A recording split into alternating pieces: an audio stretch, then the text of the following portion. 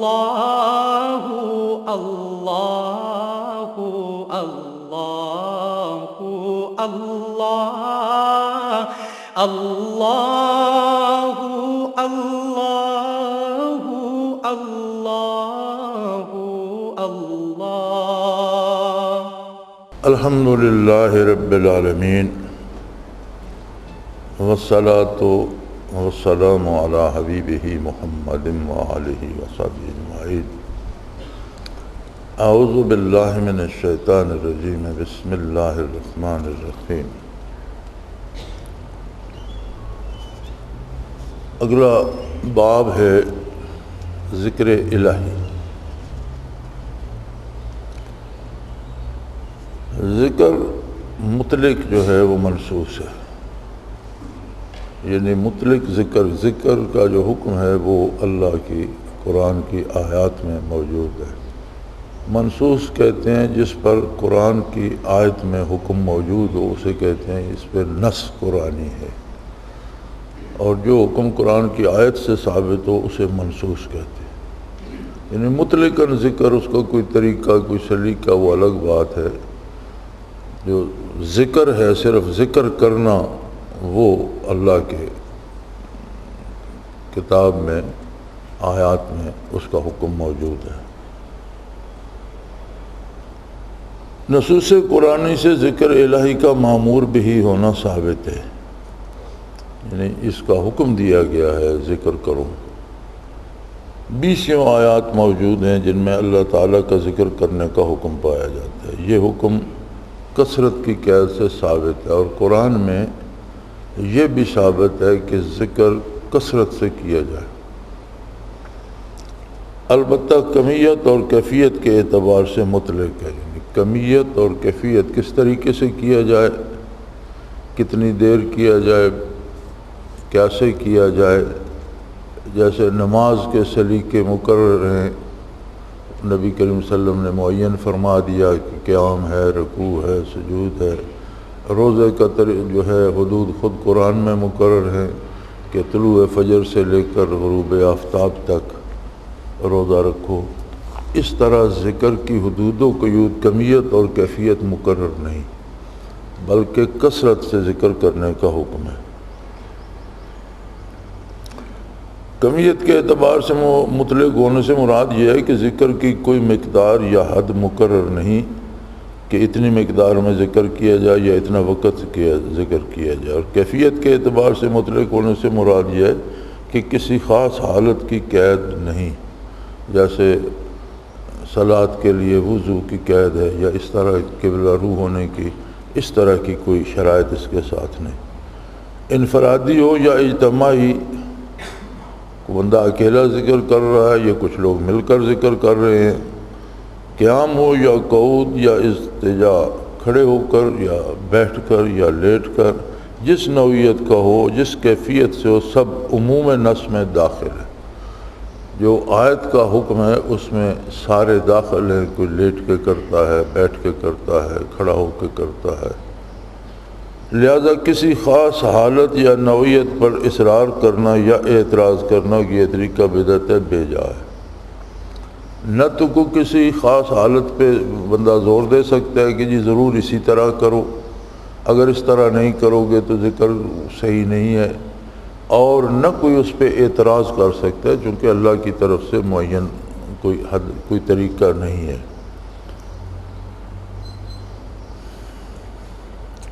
ایسا اعتراض ذکر الہی سے مانع ہونے کے مترادف ہے، اور ایسے شخص کے لیے وعید ہے۔ یعنی اس طرح کے اعتراض کرنے کا حاصل تو یہ ہے کہ بندوں کو اللہ کی یاد سے محروم کر دے، اور ذکر سے روکنے والوں کے لیے عذاب کا وعدہ کیا گیا۔ وعید کہتے ہیں جس میں سزا کا وعدہ کیا گیا ہو۔ الذین یصدون عن سبیل اللہ ویبغونہا عوجا، اے الذین یصدون السالکین عن سبیل اللہ الطریق الموصلۃ الیہ تعالی سبحانہ یبغونہا عوجا یصفونہا ما ينفر السالك منها من الزيغ والمیل عن الحق كالبدعۃ والریاء۔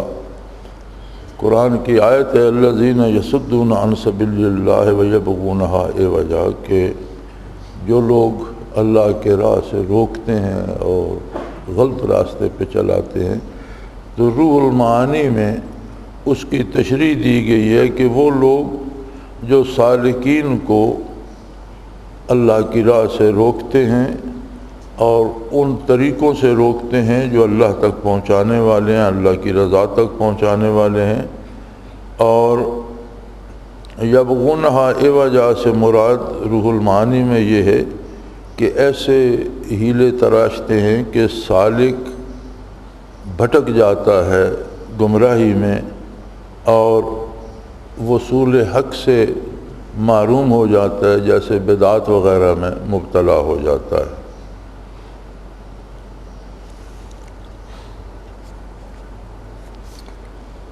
ذکر الہی کے مطلق ثابت ہونے کے بعد یہ اعتراض بھی بے جا ہوگا کہ ذکر سے مراد صرف فرض نماز، تلاوت قرآن، تسبیح و تعلیل اور نوافل ہی ہیں۔ بعض حضرات یہ بھی کہتے ہیں کہ نماز ہے ذکر ہو گیا، تسبیحات پڑھ لیں ذکر ہو گیا، نوافل بھی ذکر ہے۔ صوفیہ کا طریقہ جو مروجہ ضربات وغیرہ سے کیا جاتا ہے وہ اس سے خارج ہے۔ جڑا صوفی ذکر کر دیں مختلف لطائف کے ضربے لگاتے ہیں، یہ اس میں شامل نہیں ہے۔ چونکہ ذکر مطلق ہے، اس لیے تمام اذکار اور اذکار کی تمام صورتیں اس کے افراد ہوں گے۔ ذکر چونکہ مطلق ذکر کا صرف ذکر کا حکم ہے، اس لیے وہ کسی بھی صورت سے کیا جائے اس حکم میں شامل ہوگا۔ نماز اور نوافل، تلاوت قرآن، استغفار، لا الہ الا اللہ موجود یا اللہ موجود یا صرف اللہ ہو یا درود شریف، اسی ذکر مطلق کے افراد ہوں گے۔ یعنی کوئی صلاۃ ادا کرتا ہے، نوافل پڑھتا ہے یا تلاوت کرتا ہے یا استغفار پڑھتا ہے یا لا الہ الا اللہ کا وظیفہ کرتا ہے یا اللہ موجود یا صرف اللہ کا وظیفہ کرتا ہے یا درود شریف پڑھتا ہے، تو یہ سارے اسی ذکر مطلق میں شامل ہوں گے، سب ذکر کے افراد ہوں گے۔ نماز کے علاوہ بھی ذکر کی کوئی صورت ہے؟ قرآن کریم کی آیات اور نصوص سے یہ ثابت ہے بڑی وضاحت کے ساتھ کہ فرائض اور نوافل کے علاوہ بھی ذکر کی کوئی صورت ہے، جیسے اللہ تعالیٰ نے فرمایا فَإِذَا قُضِيَتِ الصَّلَاةُ فَانتَشِرُوا فِي الْأَرْضِ وَابْتَغُوا مِنْ فَضْلِ اللَّهِ وَاذْكُرُوا اللَّهَ كَثِيرًا۔ سورہ جمعہ میں ہے کہ جب صلاۃ پوری ہو جائے، فَإِذَا قُضِيَتِ الصَّلَاةُ صلاۃ مکمل ہو جائے، فَانتَشِرُوا فِي الْأَرْضِ تو روئے زمین پر پھیل جاؤ۔ جب صلاۃ مکمل ہو گئی، جمعہ مکمل ہو گیا تو جاؤ اپنا کافہ، وابتغوا من فضل اللہ، اپنی روزی تلاش کرو، کاروبار کرو، واذکروا اللہ کثیرا، اللہ کا ذکر کثرت سے کرتے رہو۔ تو فرمایا نماز کا تو بیان ہو گیا کہ نماز تو مکمل ہو گئی، اب یہ ذکر کو اس کے علاوہ بھی ہے۔ اسی طرح فرمایا رجال لا تلہیہم تجارت ولا بیع عن ذکر اللہ واقام الصلاۃ۔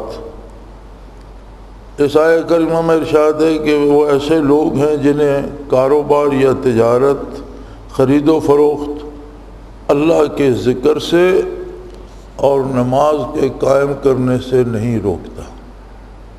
تو دونوں کا الگ الگ، صلاۃ کا ذکر الگ آ گیا اور ذکر کثیر کا ذکر الگ آ گیا۔ اللہ کریم کا ارشاد ہے فَإِذَا قَضَيْتُمُ الصَّلَاةَ فَاذْكُرُوا اللَّهَ قِيَامًا وَقُعُودًا وَعَلَىٰ جُنُوبِكُمْ فَإِذَا اطْمَأْنَنْتُمْ فَأَقِيمُوا الصَّلَاةَ إِنَّ الصَّلَاةَ كَانَتْ عَلَى الْمُؤْمِنِينَ كِتَابًا مَّوْقُوتًا۔ جب نماز پوری ہو چکے تو زمین میں چلو پھرو، خدا سے روزی طلب۔ اچھا یہ پچھلے ترجمہ۔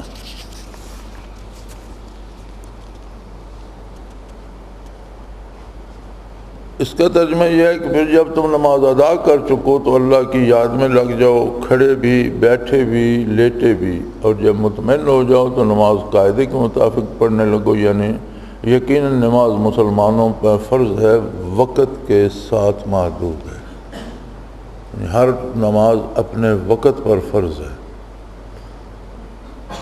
تو یہاں بھی نماز کے علاوہ ذکر کا حکم ہے۔ پس پہلی آیت سے ثابت ہے کہ نماز سے فارغ ہو جاؤ تو کاروبار دنیا کرو اور اللہ کو کثرت سے یاد کرو۔ ظاہر ہے کہ دنیا کا کاروبار نماز سے جدا ہے۔ دوسری آیت میں ذکر الہی کے بعد نماز ذکر ہوا ہے، ان دونوں کو عطف معطوف کی صورت میں پیش کیا گیا۔ تیسری آیت میں اول و آخر نماز کا بیان ہے، درمیان میں ذکر الہی اور ہر حالت میں ذکر کرنے کا حکم ہوا جو نماز سے الگ ہے۔ نماز اوقات سے مقید ہے، ذکر الہی کے ساتھ کثرت کی قید ہے، اس کے ساتھ وقت کی قید نہیں، اوقات کی قید سے منافی ہے، کیونکہ اوقات کی ایک حد متعین ہے۔ پس نماز کے علاوہ بھی ذکر الہی کی صورتیں ثابت ہو گئی۔ ان آیات سے ثابت ہوتا ہے کہ نماز بھی ذکر الہی ہے، لیکن جس ذکر کا حکم کثرت سے دیا جا رہا ہے وہ نماز کے علاوہ کوئی ذکر ہے۔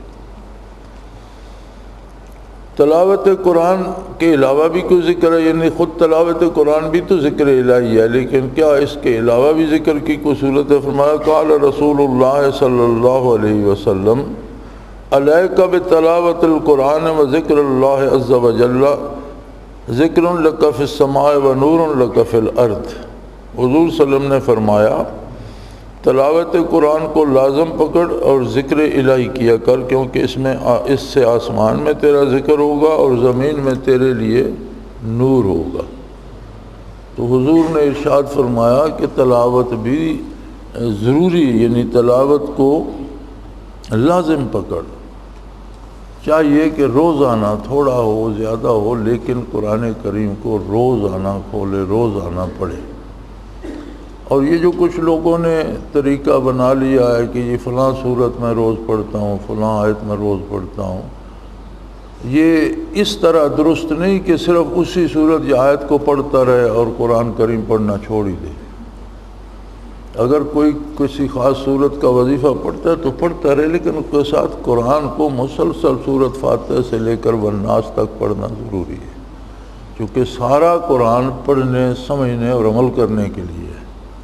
قرآن کوئی دنیا کے وظیفوں کے لیے نہیں ہے کہ اس سے فلاں صورت پڑھو تو دولت ملے گی، فلاں پڑھو تو ٹھیک ہوگا۔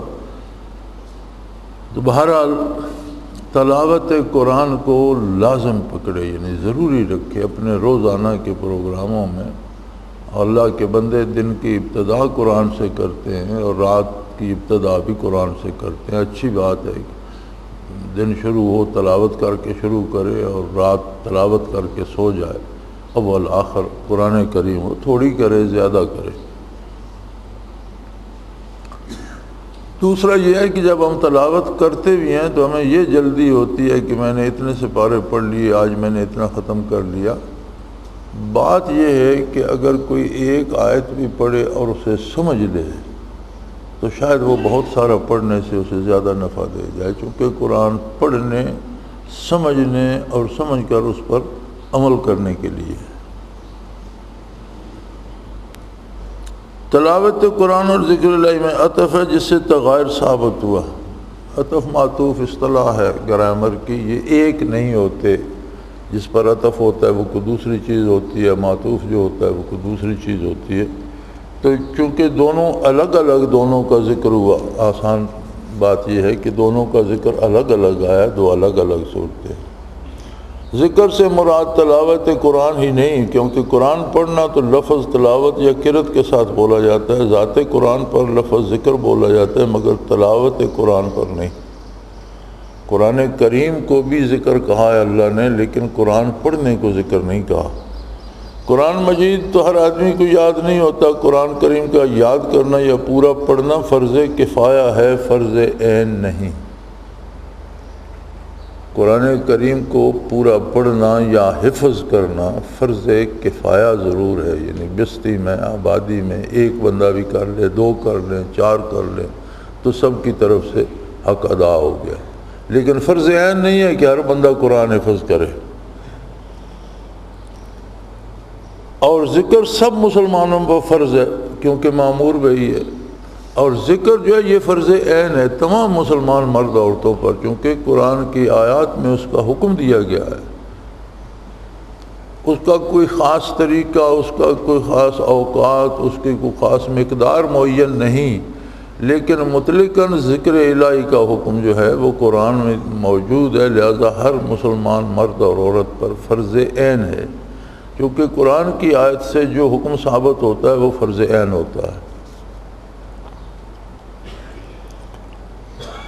ذکر مقید ہے کثرت سے، جسے قرآن مجید نے تمام حالات میں لازمی قرار دیا ہے۔ ذکر کے ساتھ دو قاعدے ہیں قرآن میں، ایک تو یہ ہے کہ ذکر کثرت سے کرے، فاذکروا اللہ ذکرا کثیرا، اور دوسرا یہ ہے کہ ہر حالت میں کرے، قیاما وقعودا علی جنوبکم، کھڑا ہے، بیٹھا ہے، لیٹا ہے، یہ دو قاعدے ذکر کے ساتھ ہیں کہ ہر حال میں ذکر کرے اور کثرت سے ذکر کرے۔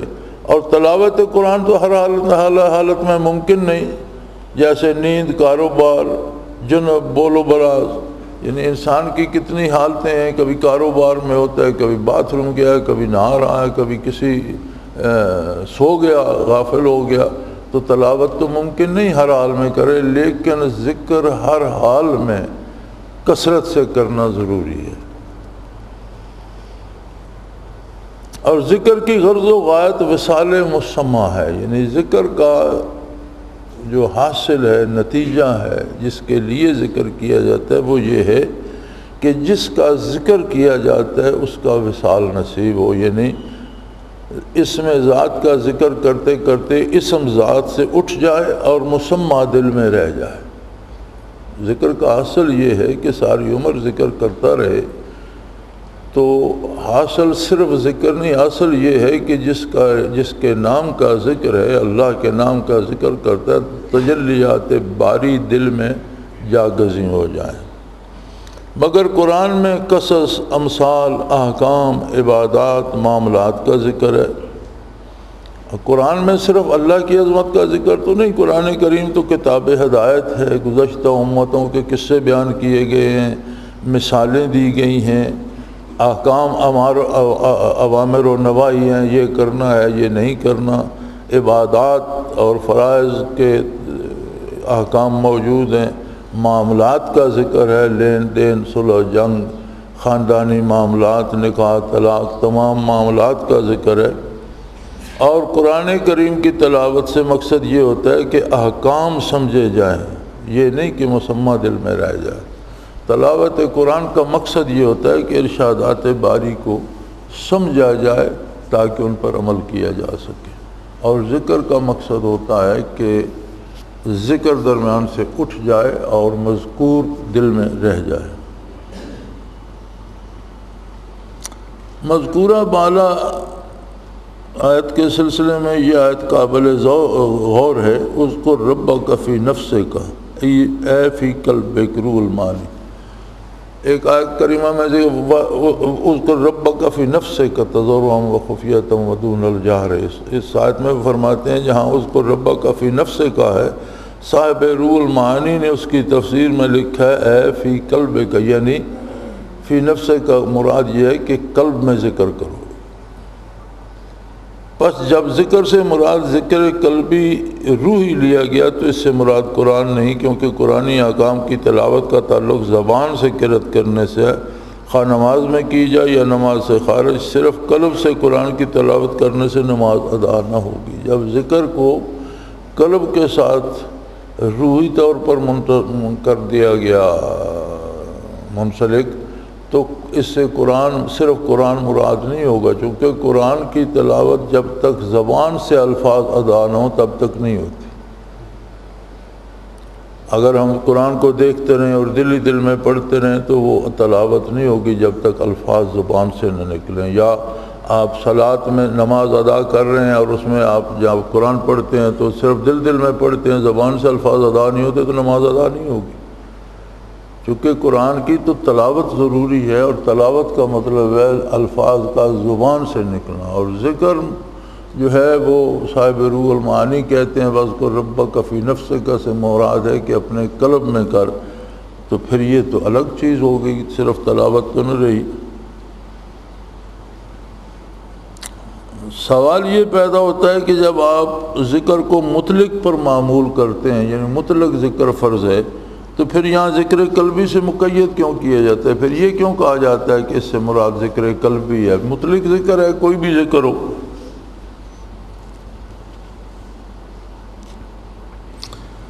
فرمایا ہم نے محض ارخائے عنان کے طور پر کہا تھا، یعنی کثرت کا جو لوگوں کا اکثر عمل یا لوگوں کی جو اکثر رائے ہے، اس کے لیے کہا گیا کہ لوگ ذکر کو کثرت نوافل اور نمازوں پر ہی معمول کر لیتے ہیں اور باقی اذکار کو بدعت کہنے لگتے ہیں۔ یعنی لوگوں کا رویہ یا کثرت کی جو رائے وہ یہ ہے کہ نماز، روزہ یا نوافل اور تلاوت اور یہ تو ذکر ہے، اور باقی جو اذکار ہیں وہ بدعت ہیں۔ اس لیے فرمایا کہ ہم نے یہ ثابت کیا ہے کہ ذکر سے مراد ذکر قلبی ہے، ہم قید نہیں کر رہے، حالانکہ تمام اذکار عموم نص میں داخل ہیں۔ ہر طرح کا ذکر جو ہے وہ قرآن کے جو آیت ہے اس کے حکم میں داخل ہے۔ اگر کوئی شخص شریعت کے مطابق کام کرتا ہے تو وہ کام کرنا بھی ذکر الہی ہے کہ اس میں اللہ کی یاد موجود ہے۔ ایسا کیوں کیا؟ اللہ کا حکم ہے۔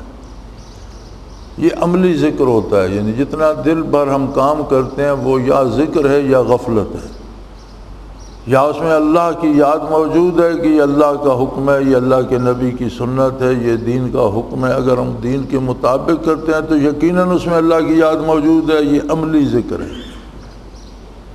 اور دین کے خلاف کرتے ہیں تو وہ غفلت ہے۔ عبادات میں فرض ہوں یا نوافل ہوں تو وہ بجائے خود اللہ کا ذکر ہے، تلاوت ہے، تسبیحات ہیں، لیکن یہ سارا ذکر لسانی ہے، زبان سے جو ذکر کیا جاتا ہے۔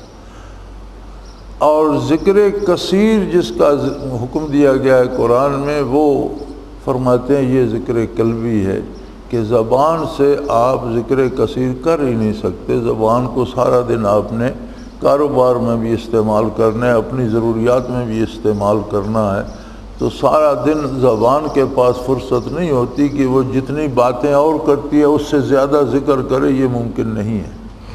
لہذا اس سے مراد ذکر قلبی ہے۔ حالانکہ سارے ذکر عموم نص میں داخل ہیں، پھر بھی ہم نے تخصیص بھی قرآن سے بتا دی کہ اس سے مراد صرف نماز نہیں، گو نماز افضل اور اعلیٰ ذکر ہے۔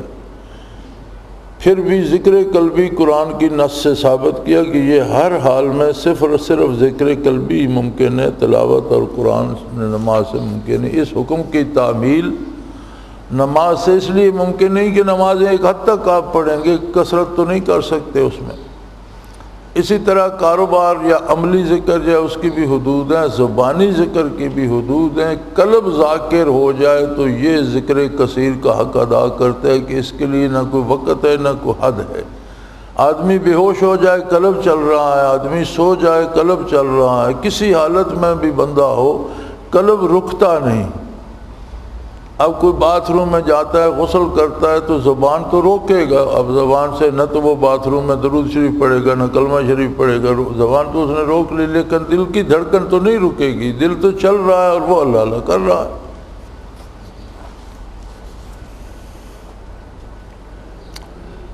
ذکر کثیر معمور بھی ہے، اور جو اللہ کا حکم ہے جس کا قرآن کی آیت میں حکم دیا گیا اس سے مراد ذکر کثیر ہے۔ جہاں قرآن مجید میں ذکر الہی کا حکم دیا گیا اکثر مقامات پر اس کے ساتھ کثیر کی صفت موجود ہے۔ جہاں جہاں ذکر کا حکم ہے ان میں سے اکثر مقامات، بہت سارے جو مقامات ہیں ان میں کثیر کی قید موجود ہے۔ مثلا یا ایھا الذین آمنوا اذکروا اللہ ذکرا کثیرا، سورہ احزاب، کہ اے ایمان والو اللہ کا ذکر کثرت سے کرو۔ دوسری جگہ سورہ احزاب میں ہی ہے وَالذَّاکِرِینَ اللَّهَ کثیرا، وہ لوگ جو اللہ کا ذکر کثرت سے کرتے ہیں۔ سورہ انفال میں ہے لمن کان یرجو اللہ والیوم الآخر وذکر اللہ کثیرا۔ الاحزاب میں ہے یہ بھی کہ جو اللہ سے ملنے کی اور یوم آخرت کی امید رکھتا ہے اور اللہ کا ذکر کثرت سے کرتا ہے۔ سورہ انفال میں یا ایھا الذین آمنوا اذا لقیتم فئۃ فاثبتوا واذکروا اللہ کثیرا لعلکم تفلحون کہ ایمان والو اگر تم میدان جنگ میں کسی جنگجو پارٹی سے تمہارا مقابلہ آ جائے، فاثبتوا جم کر لڑو، واذکروا اللہ کثیرا ذکر الہی کثرت سے کرتے رہو، لعلکم تفلحون تاکہ تم کامیابی حاصل کر سکو۔ تو یہ ذکر کثیر کا حکم ہر حال میں موجود ہے۔ اے اہل ایمان تم اللہ کو کثرت سے یاد کیا کرو، دوسری آیت کہتے ہیں اللہ کو کثرت سے یاد کرنے والے، اور تیسری میں حضور صلی اللہ علیہ وسلم کا عمدہ نمونہ اس شخص کے لیے جو آخرت سے ڈرتا اور کثرت سے ذکر الہی کرتا ہو۔ اے اہل ایمان جب تو کسی جماعت کا مقابلہ کا اتفاق ہو تو ثابت قدم رہو اور اللہ کا ذکر اور کثرت سے ذکر کرو، امید ہے تم کامیاب ہو۔ ابن کثیر نے اذکر اللہ ذکرن کثیرہ کی تفسیر کرتے ہوئے لکھا ہے، عن ابن عباس فی قولہ تعالی اذکر اللہ ذکرن کثیرہ ان اللہ تعالی لم یفرض علی عبادی فریضۃ الا جعل لها حدا معلوما ثم وعذر لها فی حال العفو غیر الذکر فإن اللہ تعالی لم یجعل له حدا انتہا الیہ ولم یعذر احدا فی ترکہ الا مغلوبا علی ترکہ فقال اذکر اللہ قیاما وقعودا وعلی جنوبکم باللیل والنہار فی السر والعلانیۃ فی البر والبحر فی السفر والحضر والغنی والفقر والسقم والصحۃ علی کل حال۔ حضرت ابن عباس رضی اللہ تعالی عنہ نے اس مذکورہ آیت کی تفسیر فرمائی کہ اللہ نے اپنے بندوں پر ایسی کوئی عبادت فرض نہیں کی جس کی حد مقرر نہ ہو، یعنی ہر عبادت، روزہ، نماز، حج، سب کی حدود و قیود، اوقات، تعداد مقرر ہے، مگر اور ایک معذور آدمی کا عذر قبول نہ فرمایا اور اس عبادت میں معذور کا عذر بھی قبول کیا ہے۔ روزے احرام کھولنے کے لیے سر منڈانا پڑتا ہے، فرمایا کسی کے سر میں خرابی ہو تو وہ قربانی دے دے، سر نہ منڈائے۔ نماز میں قیام فرض ہے، کوئی کھڑا نہیں ہو سکتا تو اس کا عذر قبول فرمایا، وہ بیٹھ کر پڑھ لے۔ یعنی تمام عبادات کی حدود بھی مقرر ہیں اور ان کے لیے عذر بھی اللہ نے قبول فرمایا ہے، جو معذور ہو اسے معاف بھی فرمایا ہے سوائے ذکر کے، مگر ذکر الہی ایک ایسی عبادت ہے جس کی کوئی حد مقرر نہیں اور نہ کسی کو ترک ذکر پر معمور فرمایا ہے۔ ہاں جو مغلوب الحال ہو، جب تک کسی کا دماغ سلامت ہے، عقل سلامت ہے، اسے ذکر سے اس کا عذر قبول نہیں فرمایا۔ اٹھ نہیں سکتا، لیٹا ہے، ذکر کرے، کھڑا نہیں ہو سکتا، بیٹھا ہے، فرمایا ذکر کرے۔ ہر حال میں کوئی عذر سوائے اس کے کہ وہ شریعت کا مکلف ہی نہ رہے، اس کا دماغ خراب ہو جائے، اس پر شریعت کے احکام لاگو ہی نہ ہو تو وہ اور بات ہے، اور کوئی حالت بیماری کی ہو، سفر کی ہو، عذر کی ہو، فرمایا صرف جو مغلوب الحال ہو یعنی جو پاگل ہو جائے اس کا معاملہ جدا ہے، اور فرمایا اللہ کا ذکر کرو، کھڑے ہو، بیٹھے ہو، لیٹے ہو، رات ہو، دن ہو، دل سے ہو، زبان سے ہو، خشکی پر ہو، سمندر میں ہو، سفر میں ہو، حضر میں ہو، خوشحال ہو یا اسیر الحال ہو، تندرست ہو یا بیمار ہو، ہر حال میں ذکر کرو۔ عقل و شرب، جنب و طہر، بیع و شراء، خواب و بیداری۔ انسان کی زندگی کو جب تک اس کی عقل سلامت ہے کسی حال میں بھی ذکر سے فارغ رہنے کی اجازت نہیں دی گئی۔ ذکر کی مختلف صورتیں ہیں، ذکر الہی کی 3 صورتیں ہیں۔ اول ذکر لسانی جہری، جیسے آدمی لا الہ الا اللہ، یہ ذکر جہری جو ہوتا ہے اس کی بھی ایک حد ہوتی ہے۔ ایسا ذکر جہری جو ہے وہ پسندیدہ نہیں ہے جو مسجد سے باہر شور جا رہا ہو یا مسجد میں بیٹھے ہوئے لوگوں کو بھی پریشان کر رہا ہو۔ ہاں ایسا جس کی آہستہ آہستہ آواز آ رہی ہو اور اعتدال کے ساتھ آ رہی ہو، ایسا ذکر جہری کرنا بھی جائز ہے، زبان سے ہو اور وہ اس کی آواز آ رہی ہو۔ دوسرا ذکر لسانی سری ہے، دوسری صورت یہ ہے کہ زبان سے ذکر تو کر رہا ہو لیکن آواز دوسرے کو سنائی نہ دے، اسے سری کہتے ہیں۔ یہ دونوں صورتیں بھی جائز ہیں۔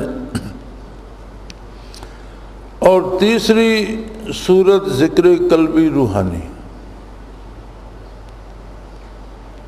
فرمایا پہلی قسم جس میں بہت شور ہو وہ باتفاق علماء بدعت ہے، تمام علماء اس پہ متفق ہیں کہ یہ بدعت ہے، اس کا کوئی جواز نہیں کہ اتنا شور کرے کہ دوسروں کو پریشان کرے۔ ہاں ضرورت کے مقامات خارج ہیں، جیسے اذان، تکبیر، خطبہ، ہاں جن باتوں کو بلند کرنے کا حکم دیا گیا وہ الگ ہے، جیسے اذان بلند آواز سے کہی جائے گی یا تکبیر بلند آواز سے کہی جائے گی یا خطبہ دیا جاتا ہے۔ اجمع العلماء على ان الذکر سرا هو الافضل والجهر بدعة الا في مواضع مخصوصة مست الحاجت فيها، یعنی علماء کا اس بات پر اتفاق ہے، اجماع ہے کہ ذکر سری پوشیدہ ذکر جو ہے وہ افضل ہے جہر سے، اور ذکر جہر جس میں شور کیا جائے وہ بدعت ہے، سوائے مخصوص مواقع کے جیسے جن کی ضرورت ہے، جیسے اذان، خطبہ، تکبیر وغیرہ۔ اس کے علاوہ اگر کوئی بیٹھ کر الا اللہ کی ضربیں لگانا شروع کر دے اس حال میں کہ ساتھ کوئی دوسرا کھڑا ہو کر نماز بھی نہ پڑھ سکے تو یہ بدعت ہے، یہ درست نہیں۔ ذکر قلبی افضل ہے۔ الثالث ذکر الخفی بالقلب والروح والنفس وغیرہ الذی لا مدخل فیہ اللسان هو ذکر الخفی الذی لا یسمع له حفظۃ اخرج ابو یعلا عن عائشہ رضی اللہ تعالی عنہ قالت قال رسول اللہ صلی اللہ علیہ وسلم افضل الذکر خفی الذی لا یسمع له حفظۃ 70 ضعفا اذا كان يوم القيامة وجمع الله الخلق لحسابهم وجاءت الحفظة بما حفظوا وكتبوا فيقول لهم انظروا هل بقي له شيء فيقولون ما تركنا شيئا مما علمناه وحفظناه الا وقد احصيناه وكتبنا ويقول الله تعالى ان له حسنة لا تعلمه واخبرك به وذكر الخفي قلت وهذا ذكر لا انقطاع له ولا فطور له۔ اللہ اللہ اللہ فرمایا تیسرا ذکر قلب اور روح کے ساتھ ذکر خفی ہے۔ ایک تو ہو گیا نا ذکر جہر جسے علماء نے بدعت کہا جس میں شور شرابہ ہے، دوسرا ہو گیا ذکر لسانی سری، زبان سے تسبیح پڑھ رہا ہے یا اللہ اللہ کر رہا ہے لیکن دوسرے کو پریشان نہیں کر رہا تو وہ جائز ہے، پہلا بدعت ہے۔ تیسرا ہے قلب اور روح کے ساتھ ذکر کرنا، یہ وہ ذکر ہے جس میں زبان کو کوئی دخل نہیں، یعنی قلب سے یا روح سے جب ذکر کیا جاتا ہے تو زبان تو خاموش ہوتی ہے، زبان تالو کے ساتھ لگی ہوتی ہے، حرکت نہیں کرتی زبان کا، اس میں کوئی دخل نہیں، اور جسے کاتبین بھی نہیں سن سکتے، یعنی کرامن کاتبین کو یہ نہیں سنائی دیتا چونکہ ان کی ذمہ داری ہے ما یلفظ من قول الا لدیہ رقیب عتید، زبان سے لفظ نکلے گا وہ انہوں نے لکھنا ہے، وہ اچھا ہے یا برا ہے، ذکر ہے، اللہ کی تعریف ہے تو انہوں نے وہ لکھنی ہے، اور اگر زبان ہی خاموش ہے تو وہ ان کی ذمہ داری تو نہیں ہے، نہ وہ قلب کی بات سنتے ہیں نہ ان کی ذمہ داری میں داخل ہے۔ تو حضرت امام ابو یعلا رحمۃ اللہ علیہ نے حضرت عائشہ رضی اللہ تعالی عنہا سے یہ روایت کی ہے کہ حضور اکرم صلی اللہ علیہ وآلہ وسلم نے فرمایا جس ذکر خفی کو ملائکہ کاتبین نہیں سن سکتے اسے غیر ذکر خفی پر 70 گنا زیادہ فضیلت ہے۔ یہ 70 گنا سے مراد ہوتی ہے بہت زیادہ، عربی محاورہ ہے، یہ گن کر نہیں ہوتے، یہ عربی کا ایک محاورہ ہے جسے عربی میں جس کام کو بہت زیادہ کہا یہ کہتے ہیں یہ 70 بار کیا گیا، یعنی بہت زیادہ بار کیا گیا، یہ محاوراتی زبان ہے کہ اس کی بہت زیادہ فضیلت ہے۔ قیامت کے روز یہ حضور صلی اللہ علیہ وسلم کا ارشاد ہے جس کی روایت حضرت عائشہ صدیقہ رضی اللہ تعالیٰ عنہ کر رہی ہیں کہ قیامت کے روز جب اللہ تعالیٰ مخلوق کو حساب کے لیے جمع کرے گا اور کاتبین اپنی تحریریں پیش کریں گے تو اللہ تعالیٰ فرمائے گا دیکھو اس کی کوئی نیکی رہ تو نہیں گئی۔ کرامن کاتبین سے پوچھا جائے گا اس کے سارے اعمال ترازو پہ رکھ دیے، کچھ رہ تو نہیں گیا؟ ورز کریں گے ہمیں جو معلوم ہوا سب لکھ لیا، پھر اللہ تعالیٰ فرمائے گا اس کی ایک نیکی ایسی ہے جو تم نہیں جانتے، اور وہ ذکر خفی ہے۔ امام ابو یعلا فرماتے ہیں میں کہتا ہوں کہ ذکر خفی نہ منقطع ہوتا ہے نہ اس میں فطور آتا ہے، یعنی ذکر خفی ایسی نعمت ہے کہ جب قلب ذاکر ہو جاتا ہے تو پھر نہ بے ہوشی سے روکتی ہے، نہ نیند روکتی ہے، نہ بے ہوشی، حتیٰ کہ بندہ مر جاتا ہے، جسم مٹی ہو جاتا ہے، تب بھی لطیفہ قلب ذکر کرتا ہی رہتا ہے، اس کی قبر کے ذرات سے بھی اللہ کا ذکر جو ہے وہ جاری رہتا ہے۔ ذکر خفی کی فضیلت قرآن کریم میں قال تعالی اذ نادى ربه نداء خفیا، جب اس نے اپنی خفیہ پوشیدہ آواز میں اپنے رب کو پکارا۔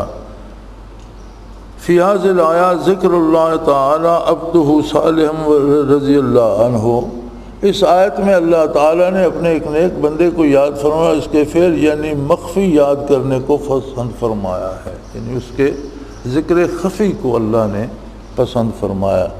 پھر اللہ کا حکم ہے وَاذْكُرْ رَبَّكَ فِي نَفْسِكَ تَضَرُّعًا وَخِيفَةً، اللہ کا حکم ہے کہ اپنے رب کو اپنے دل میں یاد کر، نہایت تضرع اور عاجزی کے ساتھ، اور اس کی عظمت سے ڈرتے ہوئے۔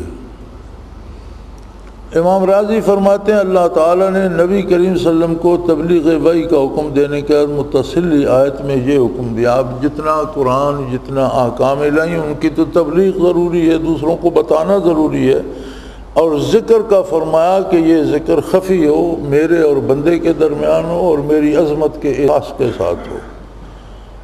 تو فرمایا، امام راضی فرماتے ہیں کہ اللہ تعالیٰ نے نبی کریم صلی اللہ علیہ وسلم کو تبلیغ وحی کا حکم دینے کے بعد ساتھ ہی اگلی آیت میں حکم دیا بھائی یذکر ربہ فی نفسی والفائدۃ فیہ ان انقطاع الانسان بذکر انما یکمل اذا وقع ذکر بہذہ صفت لانہ شرط اقرب الی الاخلاص والتضرع، کہ آپ اپنے پروردگار کو دل میں یاد کریں، یعنی وحی کی تبلیغ کا حکم دیا، قرآن کی تبلیغ کا حکم دیا، دین کو عام کرنے کا حکم دیا، اور اگلی آیت میں ذکر خفی کا حکم دیا گیا رسول اللہ صلی اللہ علیہ وسلم کو